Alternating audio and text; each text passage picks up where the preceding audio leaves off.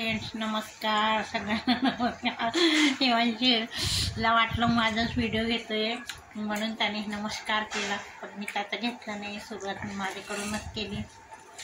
तर चला तर मित्रांनो 11:30 वाजले, आज काही कामं झाले नाही. हे मला वाटतं मी काल ना पुरणपोळी खाल्ली, ते हरभऱ्याची डाळ, मला वाताचा त्रास होतोय त्याच्याने बघा चेहरा पण सुजला आहे, डोळे पण दुखत आहे, काही कामं करायची इच्छा होत नाही. चला बघा हिमांशू खातोय. हिमांशूला म्हटलं ओपीट बनवू शिरा बनवू तर काही नाही म्हटला. आता मी म्हटलं मी डबे भांडे काढा घासायला, तर बघा नुसतं मुरमुरे घेतले, त्यात तेल तिखट आणि मीठ टाकलं. मिरची पण आहे कुठं कुठं, थांबा दाखवतो. तिखटच म्हणते त्याला, मिरचीच म्हणते. एखादी हिरवी मिरची असेल तर ते टाकलं. त्याला म्हटली सॉस वगैरे टाक, तर मला म्हणतो कांदा चिरून दे. मी काही कांदा चिरला नाही, तर म्हणून तो आता असंच खातोय. आत्ता जस्ट चहा झाली 11 वाजता. आणि बघा आमची तनिष्का चहा चपाती खाते. हो का, नमस्कार करते. या चहा प्यायला म्हणा, चहा प्यायला या. तर चला.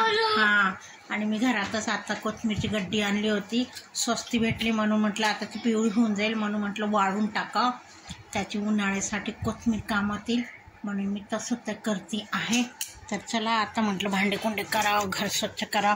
काय नाही, डायनिंग टेबल पुसला आहे, टी व्ही साफ पुसला आहे, कपाट पुसले. तर आता मी भांडे घासणारे, फळीवरचे भांडे.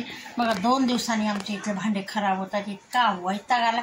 आता म्हटले डबे काढा, आणि 2-3 दिवस मला पण सुट्टी आहे, तर मी काय करते फळीवरचे भांडे कुंडे सगळं भरती. उन्हाळी काम करणारे, मिरची आणली दळून, धने आणले दळून, आणि हळद आणली दळून. आता वेफर्स वगैरे बनवा म्हटलं, हिमांशीला पण सुट्टी आहे, तर 10-1 किलोचे वेफर बनवणारे मित्रांनो. किलो, कारण हिमांशी माझा टाकू लागणार आहे.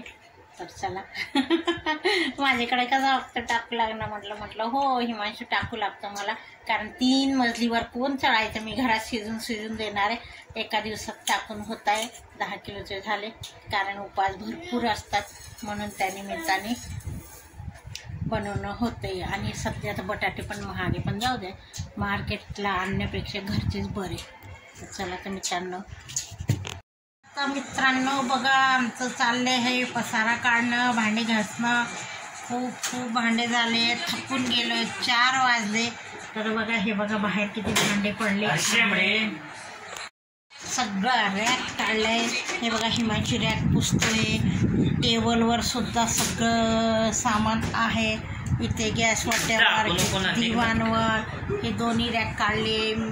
हिमांशी पण मला मदत करू लागते. मला म्हणतो बस मम्मी मी पुसतो, आता तो पुसतो आहे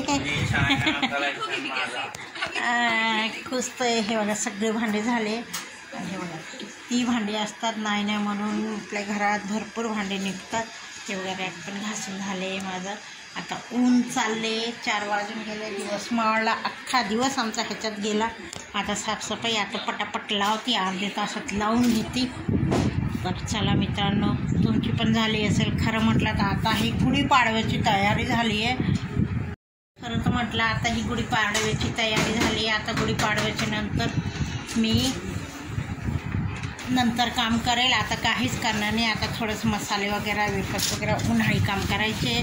म्हटलं डबा वगैरे घासून ठेवा. चला तर मित्रांनो, खूप झाले काम, उन्हाळी काम करायचे. एक रूम असली ना खूप प्रॉब्लेम होतो, तरी मी त्याच्यात भरपूर ॲडजस्ट करते, स्वच्छ ठेवते. आता उद्या कपडे वगैरे ठेवते. 1-2 ब्लँकेटी राहिल्या आहेत, ते सुद्धा धुणार आहे. तर बघा आमची तनिष्कासुद्धा पुसू लागत होती. तू पुसू लागत होती ना, काय पुसला? रॅक. हां रॅक पुसला. आता हिमांशीने ठेवला रॅक, ठेवला मीन्स स्टँड लावला खेळमध्ये. तर चला आता झालं भैया काय रॅक लावून.